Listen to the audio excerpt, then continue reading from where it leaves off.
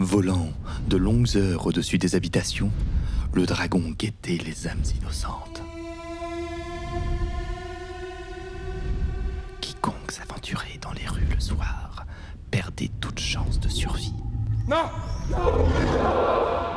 La Grand-Goule avait grand appétit. Elle n'était jamais rassasiée. Elle cherchait inlassablement ses proies durant des nuits entières.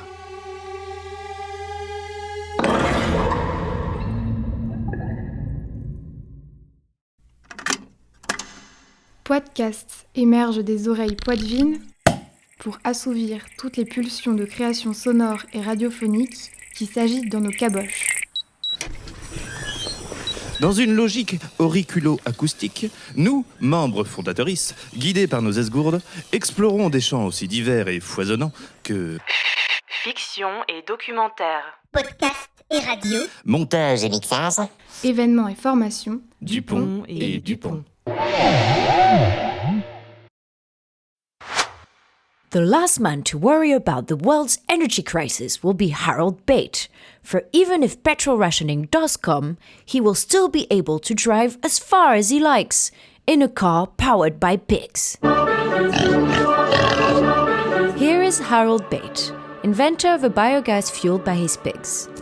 In 1963, a journalist thus ironically titled his article, Harold's Pig Trailer car gives the go-ahead to those who drive like pigs.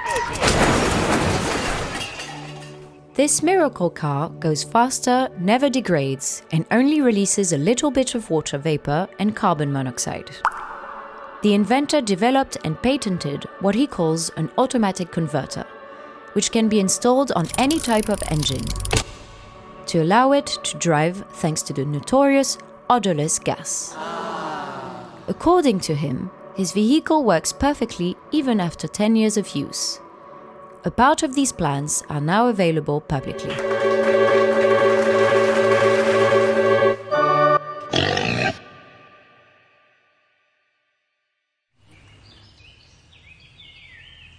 Voilà, on peut se focaliser effectivement sur les problèmes actuels, sur les problèmes de bassines autour du Marais, de manque d'eau, de tourisme.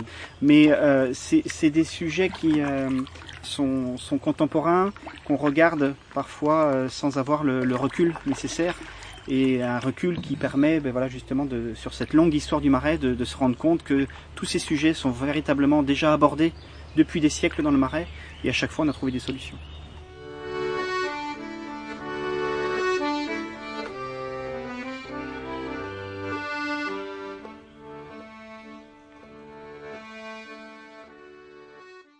Le théâtre, en fait, ça sert à jouer des personnages, on joue des personnages, et donc du coup, en gros, ça peut être un film qui a déjà existé, ou on a inventé, puis après, on les joue, et puis soit c'est pour faire rire le public, faire des comédies musicales, ça peut être un petit peu n'importe quoi. Ernest est amoureux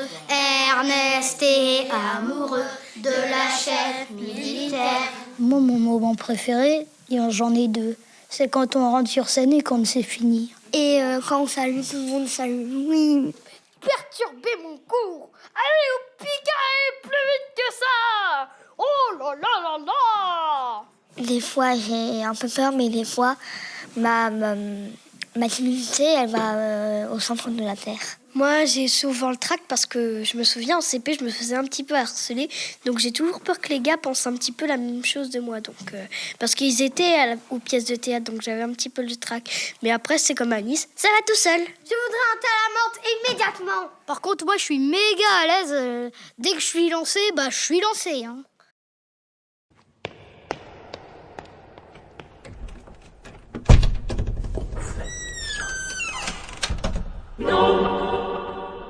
Quelle est votre plus grosse bêtise ? Je pense que c'est quand j'étais petite, chez mes grands-parents. Il y avait une cousine que je détestais qui était super méchante et j'ai versé du parfum dans son verre d'eau parce que je pensais que ça allait l'empoisonner, mais en fait ça n'a pas marché.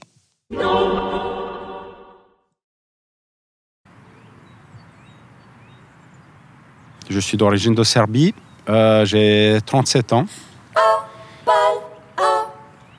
Je suis arrivé en France en 2014, donc cela fait 8 ans presque.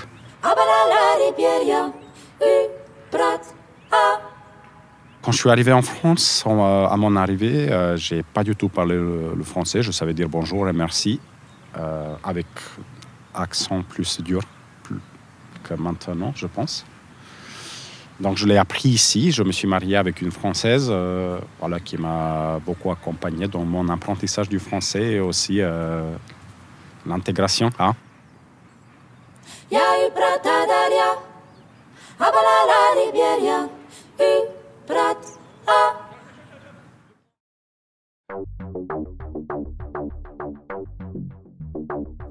Angélique et le Sultan sort en 1968, soit 6 ans seulement après la signature des accords d'Évian qui mettent officiellement fin à la guerre d'Algérie. On y trouve des traces d'images perpétuées depuis l'époque médiévale, comme le harem, le sultan brutal et l'Orient en carton-pâte. 68 en France, c'est aussi une époque où l'on prend conscience de la condition des travailleurs immigrés venus d'Afrique du Nord. Des vies marquées par les chantiers, les bidonvilles et les humiliations racistes.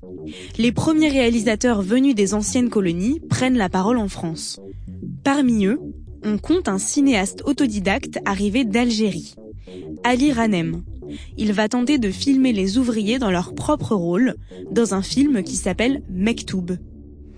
Je cherche un ami qui habite ici. Son nom, c'est Salah Ranouja. Dis donc, tu nous réveilles une heure pareille. Tu sais pas qu'il y a qui travaille, non?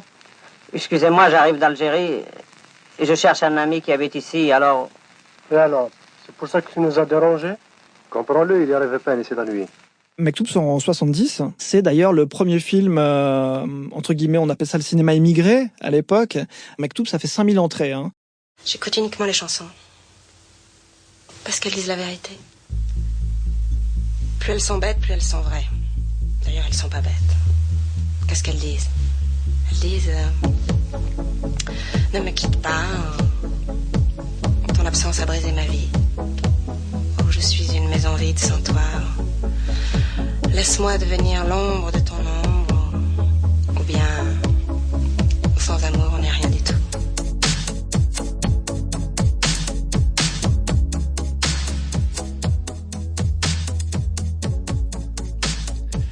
Une chanson, ce n'est pas grand-chose. 4 à 5 minutes de musique, quelques paroles, une ritournelle.